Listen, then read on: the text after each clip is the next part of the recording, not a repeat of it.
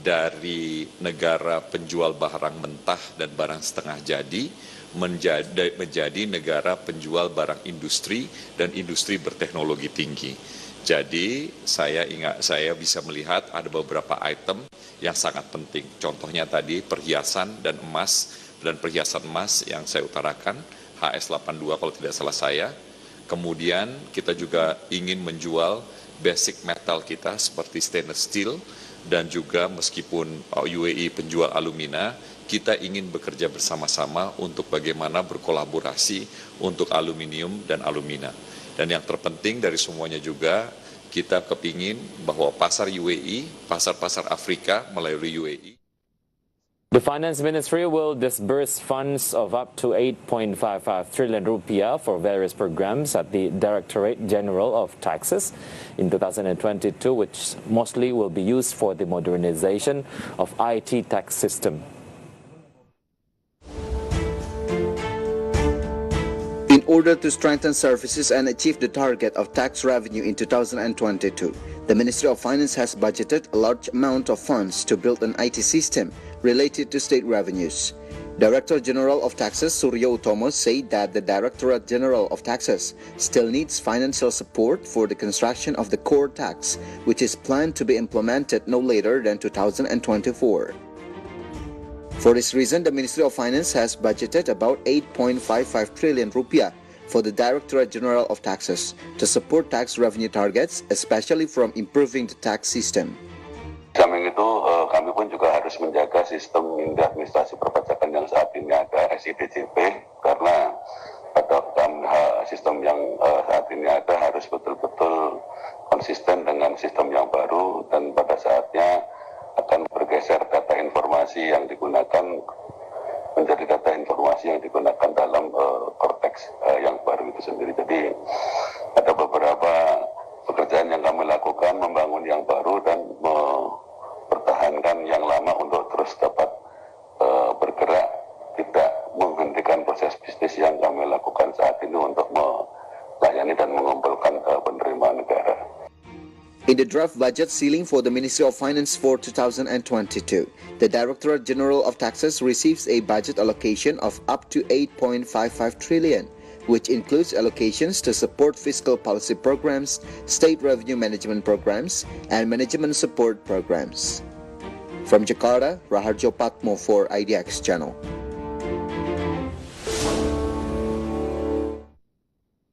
The government continues to add assistance for SMEs. In addition to providing basic food packages, the government is also preparing aid worth 1 trillion rupiah to be given to 1 million MSME actors.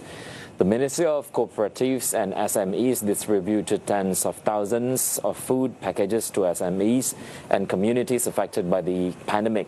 Minister of Cooperatives and SMEs Teten Masduki said that amid many MSMEs experiencing economic difficulties and declining incomes, this step is seen as proving the role of cooperatives, which also have a social role, as well as economic and business entities.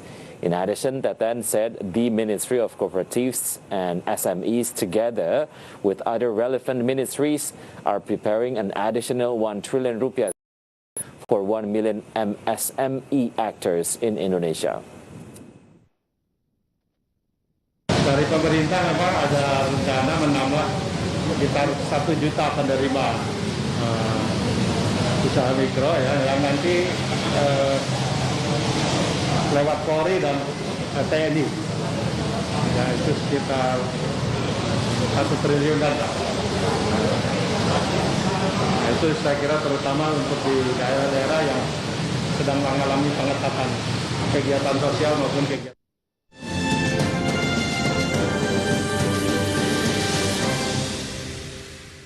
Moving on to global update, a state of emergency has been declared in New York City after it was hit by record rainfall and flash flooding. Meanwhile, from England, Manchester United has confirmed that Cristiano Ronaldo will wear the number 7 shirt for the Red Devils. More stories on today's International Minute. A state of emergency has been declared in New York City after it was hit by record rainfall and flash flooding as a result of Tropical Storm Ida. Mayor Bill de Blasio said the city was enduring an historic weather event with brutal flooding and dangerous conditions on the roads. Meanwhile, New Jersey has also declared an emergency.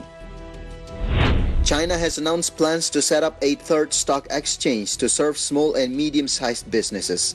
President Xi Jinping said the new share market will be in the capital Beijing during a speech to the International Fair for Trade in Services.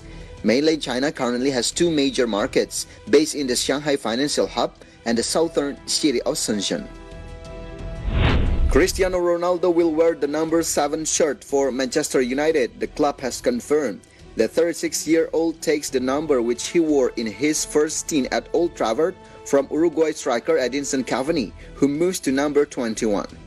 Meantime, Ronaldo will begin training with the Reds when he has completed 5 days isolations. On Thursday, he was released early from international duty by Portugal because of suspension.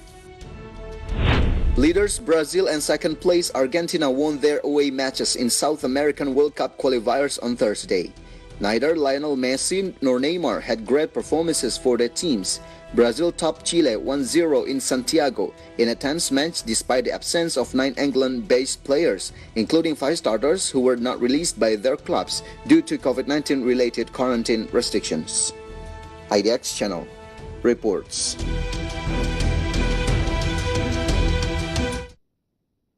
Market headlines will be right back after the break. Stay tuned.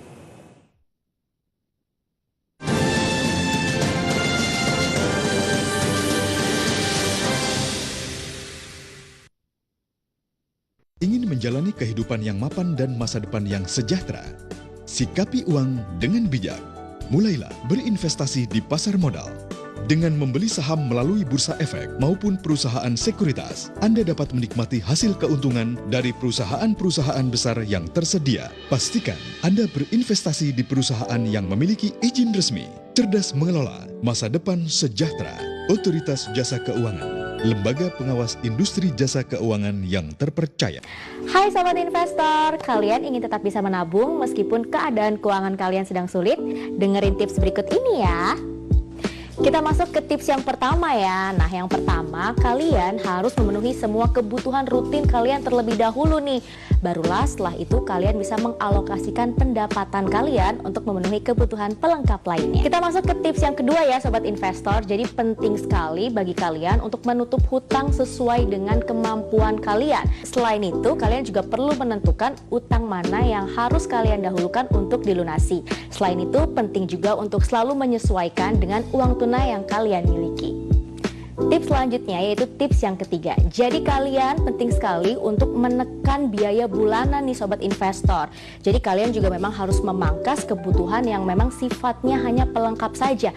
Dan penting sekali bagi kalian untuk mempertahankan biaya bulanan yang sifatnya memang untuk kebutuhan utama kalian. Tips yang keempat terkait dengan pengelolaan aset. Jadi jika ternyata penghasilan yang kalian miliki ini tidak bisa menutup kebutuhan kalian, maka kalian bisa mempertimbangkan untuk menjual aset yang kalian miliki. Tips yang kelima, jangan lupa sisihkan sekitar 10% dari penghasilan kalian untuk ditabung di tiap bulannya. Dan saat keadaan keuangan kalian sedang sulit, tidak menjadi alasan untuk gagal mencapai impian. Jangan lupa ya, harus selalu rajin dan juga disiplin dalam menabung sobat investor. Satgas COVID-19 tetap mengingatkan agar masyarakat tetap disiplin dalam menegakkan protokol kesehatan. Pemerintah akan melakukan upaya terbaik untuk memvaksinasi sebanyak mungkin orang dan secepat mungkin. Kementerian Perdagangan optimistis target pemerintah untuk membuat 30 juta UMKM go digital bisa tercapai di akhir tahun 2023. Wisata Bali dan Labuan Bajo hingga saat ini masih menjadi favorit.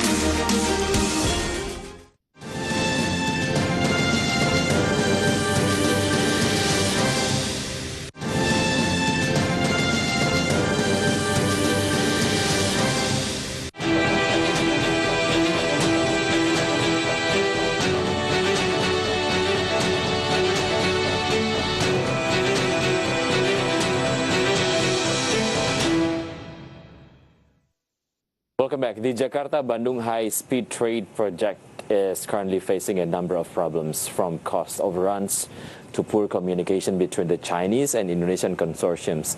Regarding this, Kereta Api Indonesia management supports the proposal for an investigative audit of the project.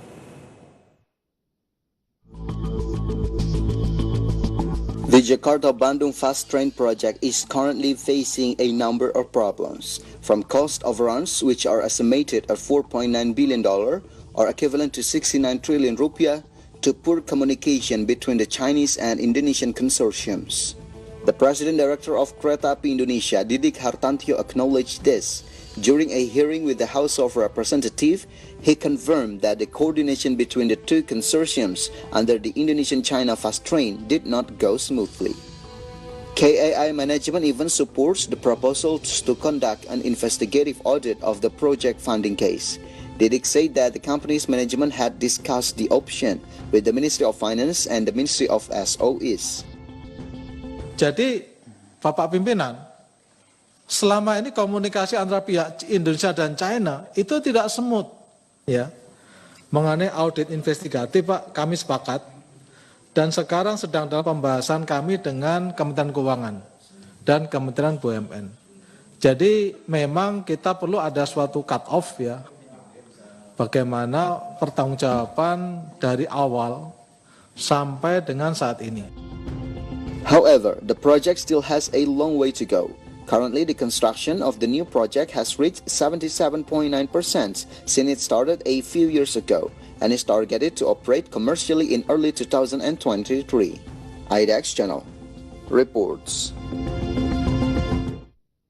The management of Kereta Api Indonesia revealed that the investment needs for the Jakarta-Bandung Fast Train project swelled from $6.07 billion to $8 billion, or equivalent to 114.24 trillion rupiah.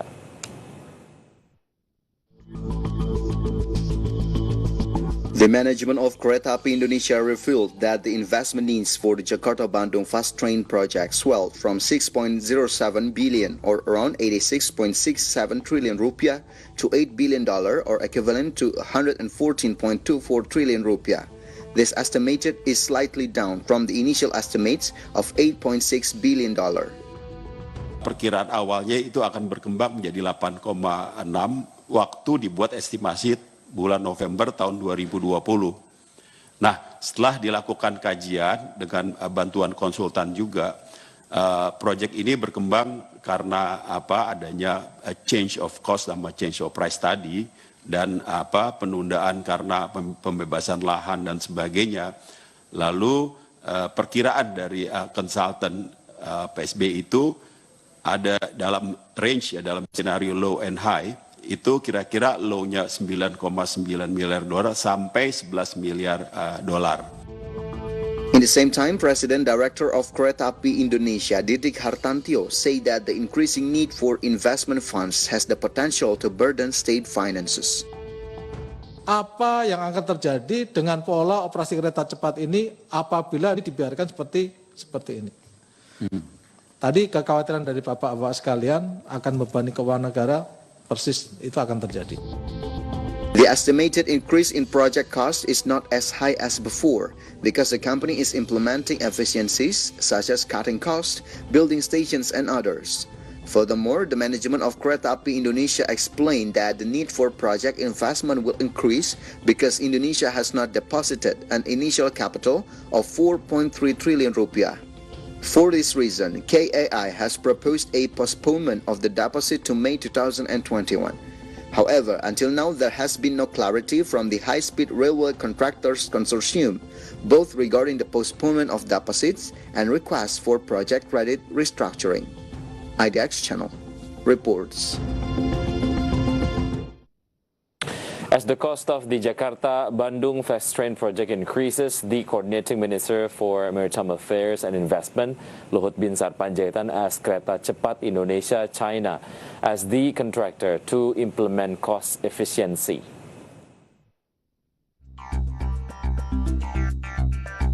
The cost of the Jakarta-Bandung Fast Train project since it was built in 2016 has continued to swell. Coordinating Minister for Maritime Affairs and Investment Luhut Binsar Panjaitan asked Kereta Cepat Indonesia China or KCIC as the contractor to implement efficiency. He continued, the government asked KCIC to make efficiency in order to save costs for the construction of the Jakarta-Bandung Fast Train project. Recently, the cost of the Jakarta-Bandung Fast Train project has swelled, based on information submitted by KAI's Director of Finance and Risk Management, Saluran. He said the cost of the project is now $7.97 billion, or around 113 trillion rupiah. IDX Channel reports. The Jakarta-Bandung Fast Train project is included in the list of national strategy projects. The project, which is targeted for completion by the end of 2022, is running under the command of the Indonesia-China Fast Train Consortium, or KCIC. The Jakarta-Bandung Fast Train project is included in the list of national strategic projects based on Presidential Regulation Number 3 of 2016. In 2016, President Joko Widodo and China's President Xi Jinping signed an infrastructure financing agreement between the China Development Bank and KCIC. KCIC is a joint venture company formed by a consortium of 4 Indonesian state-owned enterprises, namely Kereta Api Indonesia, Wijaya Karya, Perkebunan Nusantara 8, and Jasa Marga, with a Chinese company. This project stretches for 142.3 kilometers and is targeted to be completed by the end of 2022. This fast train will pass through 4 stations including Halim in Jakarta, Karawang, Walini and Tegaluar in Bandung. About 58% of the high-speed rail line will be built using elevated structures and through 13 tunnels spread over several points. Later, this fast train will go up to a speed of 350 kilometers per hour with an estimated departure time between Jakarta-Bandung only around 46 minutes. This fast train will be able to accommodate 601 passengers, consisting of VIP class, first class and second class. According to the KCIC website, Class 2 passengers will be charged a fare of 300,000 rupiah for one departure. The construction of the high-speed train will also be integrated with Transjakarta and the Jabodebek LRT to improve the accessibility and mobility of passengers. It is hoped that the Jakarta-Bandung high-speed rail project will be able to speed up travel times and reduce logistics costs caused by congestion. In addition, KCIC will bid transit-oriented development at each station. IDX Channel reports.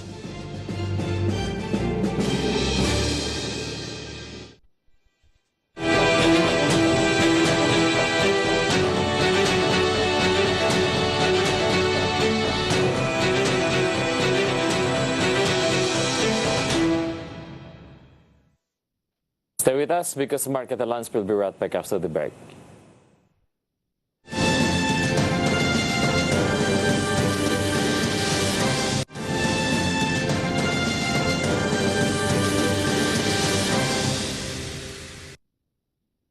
Presiden Joko Widodo memiliki optimisme yang tinggi terkait dengan proses vaksinasi nasional yang sedang dilakukan saat ini. Bagaimana tanggapan dari pengusaha dengan angka ini? Tentu membuat kita harus lebih berhati-hati. Langkah apa yang tepat dilakukan untuk bisa meningkatkan pemahaman masyarakat? Komunikasi publik adalah kunci. Jadi kita harus bisa menunjukkan kepada masyarakat bahwa vaksinasi itu penting.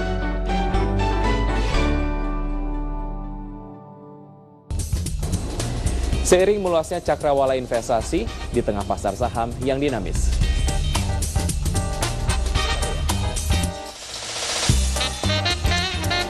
Analisa mendalam diperlukan untuk menemukan saham berorientasi value yang menghasilkan kinerja yang tinggi. IDX Channel akan mengulas isu pasar dan pergerakan saham terkini. Saksikan ulasannya bersama analis terpercaya hanya di IDX Channel.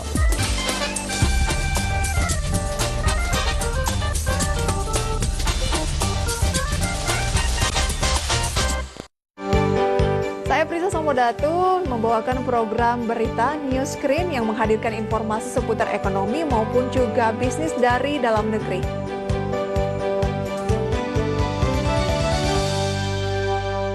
Biden mengatakan Amerika Serikat akan membagikan setidaknya 20 juta dosis vaksin COVID-19 resmi Amerika Serikat. Apakah ini lagi-lagi akan menjadi sentimen yang cukup positif atau justru sepertinya bisa jadi tidak sesignifikan sebelumnya? Menurut saya sih kalau dilihat cerminan pasar beberapa hari terakhir sih nggak ada efeknya ya. Indeks harga saham gabungan ditutup di level 5.833.860 dan ini merupakan level terendah dalam beberapa bulan terakhir.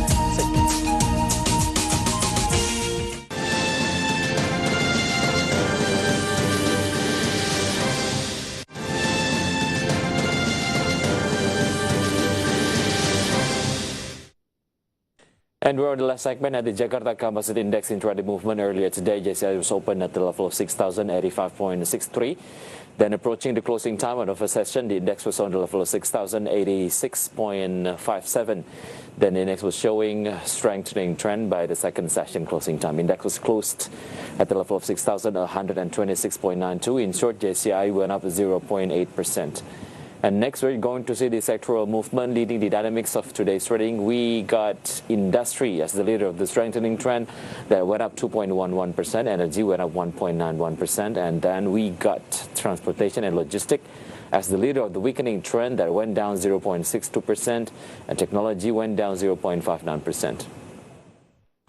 Moving on to top gainers and top losers, here are the key highlights from today's trading session. BBRI went up 1.55% to the level of 3,930 per share. Arto went up 4.27% to the level of 14,650 rupiah per share. And UNTR went up 5.17% to the level of 21,375 per share. Pegas went up 2.91% to the level of 1,060 rupiah per share.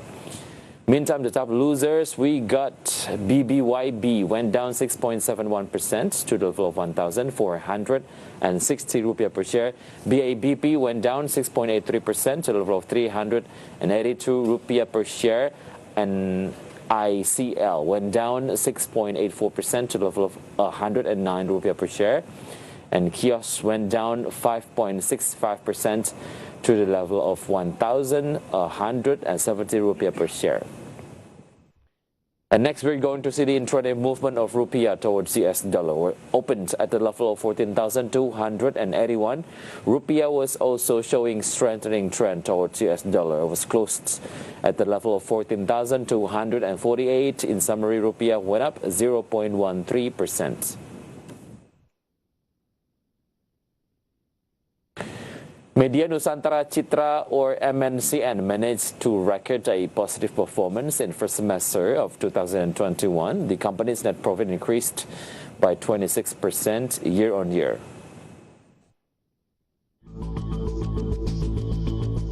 Media Nusantara Citra or MNCN managed to record a positive performance in first semester of 2021, and this was shown through both revenue growth and net profit.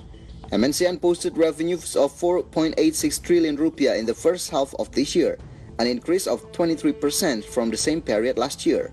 In line with that, MNCN's net profit also increased 26% to 1.26 trillion rupiah in first semester. Haritanu Sudibyo, Executive Chairman of MNC Group, say that MNCN has a solid FTA TV business and is expected to continue to grow in the years to come.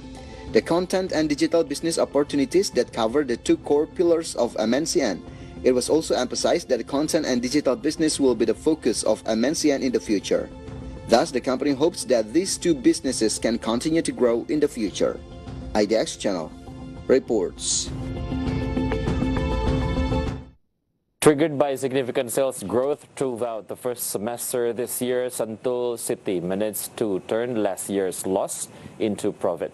The company posted a net profit of 286.8 billion rupiah in the first semester of 2021, an increase of 221% compared to the same period last year, which recorded a loss of 237.9 billion rupiah. This profit was supported by a surge in revenue. One of the revenue contributors was the sale of investment properties Aeon Mall, whose negotiations have been planned for a long time. President Director of Bukit Sentul, Cece Mulyanto, said that the company has succeeded in carrying out business expansion and performance improvement measures such as cost savings and the sale of strategic assets.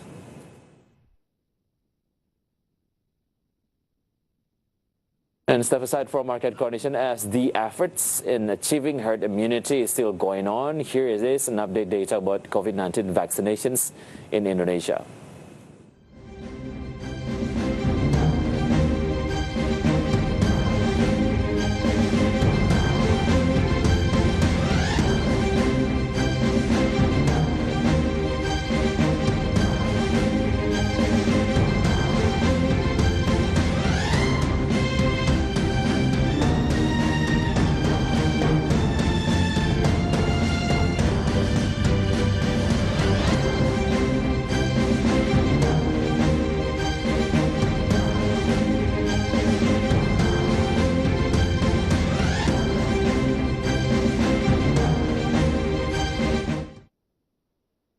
And the news close our market headlines today. Please enjoy our next program on IDX Channel, Your Trustworthy Economic, Business and Capital Market Channel. And we can get through this pandemic by staying disciplined on health protocols. Everyone must wear a face mask because it can protect us from COVID-19. Use mask properly and encourage family and people around you to do the same.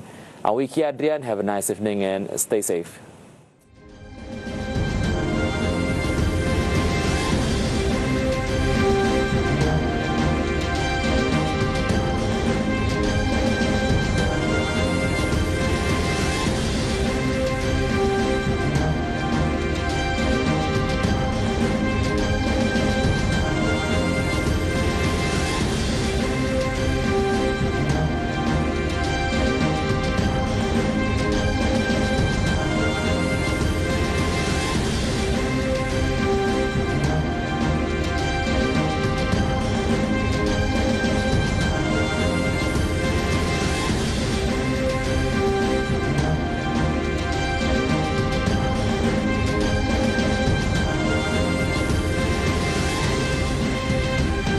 Presiden Joko Widodo tidak ingin lagi mendengar ada kasus suap dalam pengurusan perizinan. Saya tidak mau lagi mendengar ada kesulitan yang dihadapi para pengusaha.